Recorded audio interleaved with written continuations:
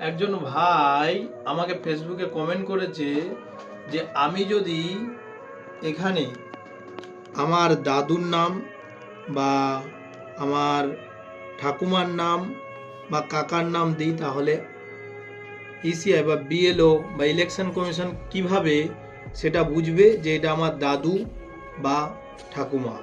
তাদের উদ্দেশ্যে বলতে চাই যে যদি আপনার দাদু বা আপনার ঠাকুমার নাম দেন, সেক্ষেত্রে আপনাকে যে বিএলও তাকে একটা ডকুমেন্ট দেখাতে হবে। সেটা বংশপঞ্জিকার মাধ্যমেও হতে পারে বা আপনার বাবার ভোটার কার্ড, তারপরে আপনার দাদুর ভোটার কার্ড বা জমির রেকর্ড যা হোক একটা দেখবে আপনার এলাকার বিএলও যে এটা ওর নাতি, সে ফিল্ড ভেরিফাই করে দেবে, ওখানেই ভেরিফাই করে দেবে যে ওটা ওর নাতি। তাহলেই প্রুফ হয়ে গেল যে আপনি ওনার নাতি, তাহলেই কমপ্লিট। এছাড়াও মেয়েদের ক্ষেত্রেও বলছি, মেয়েদের ক্ষেত্রে যদি ধরুন স্বামীর নাম বসে গেছে, তাহলে সে তো বাবার পরিচয় দিচ্ছে, তাহলে স্বামীর টাইটেলে হয়ে গেছে, সেক্ষেত্রে কি করে বুঝবে বিএলও যে ওটা ওর বাবা? টাইটেল তো বদলে গেছে। তাহলে সেক্ষেত্রেও একই রকম আপনাকে স্কুল সার্টিফিকেট, না হলে প্যান কার্ড, না হলে রেশন কার্ড যেখানে আপনার বাবার নাম আছে সেরকম একটা তথ্য দিতে হবে, বিএলওকে দেখাতে হবে। বিএলও যেই দেখে ঠিক আছে তাহলেই ঠিক আছে।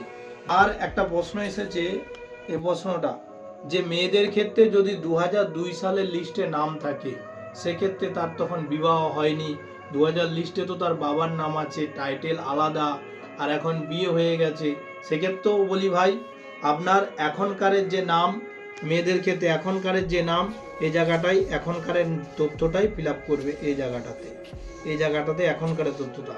আর 2002 সালের লিস্টে যে নাম ছিল সেই নামটা লিখবে। এপিক নাম্বার থাকে, যদি ভোটার কার্ডের নাম্বার থাকে তাহলে এই জায়গাটাই লিখবে। আত্মীয়র নাম বলতে এখানে যদি সেই সময় তার বাবার নাম ছিল তাহলে বাবার নামটা লিখবে।